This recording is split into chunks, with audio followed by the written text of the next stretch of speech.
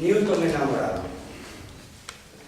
¿Cómo decirle que ejerce una atracción sobre mí tan natural y despiadada como la ley de la gravedad? ¿Cómo explicarle lo grave que empieza a ser la física para mis días? ¿Cómo cambiar este movimiento gravitatorio alrededor de usted por pura química? ¿Cómo pedirle que me sostenga ingrávido, nube sin viento en el aire, que pasea retazos de raso negro y falda de tubo con tacón de aguja? La tentación no es la manzana, la gravedad está en su carmín.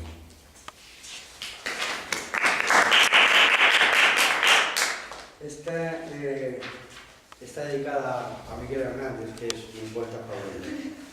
Se llama Rojo. Llevo un puño cerrado en cada mano, sangrienta de tanto apretarlo. Llevo una herida abierta en el alma que no cicatriza. Llevo un grito amordazado en el vientre que no pare libertades. Llevo un soldado de plomo en el pecho que se derrite al calor.